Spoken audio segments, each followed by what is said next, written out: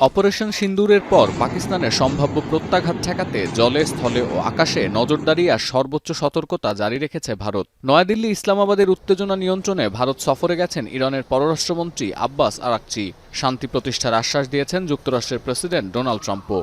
এখন প্রশ্ন একটাই, তাহলে কি প্রতিশোধ আর রাজনীতির দোলাচলে অনিশ্চয়তায় পড়ে গেল দক্ষিণ এশিয়ার ভবিষ্যৎ?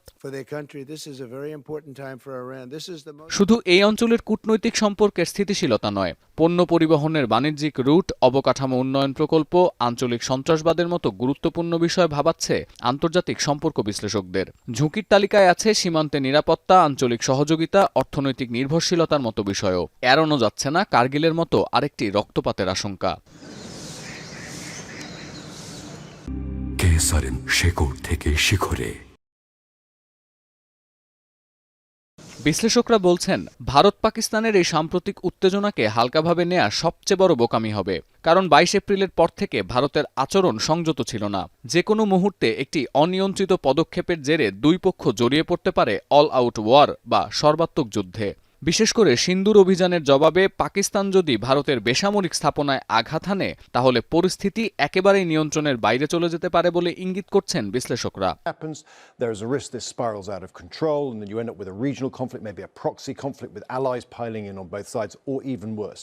Remember, we are talking about two countries that possess nuclear weapons.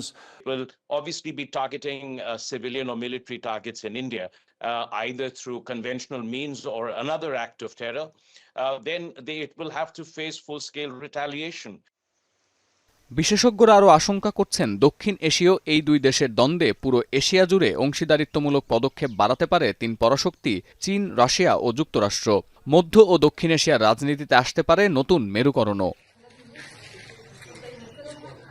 যদিও কোনো কোনো বিশ্লেষকের দাবি, পেহেলগামে হামলা ও অপারেশন সিন্দুরের কারণে সৃষ্টি হওয়া নতুন উত্তেজনা এখনও পর্যন্ত দুই দেশের মধ্যে সর্বাত্মক যুদ্ধের ইঙ্গিত দেয় না। একমাত্র সিন্ধুর পানি নিয়ে ভারত চূড়ান্ত বাড়াবাড়ি করলে যুদ্ধে যাওয়া ছাড়া বিকল্প থাকবে না পাকিস্তানের।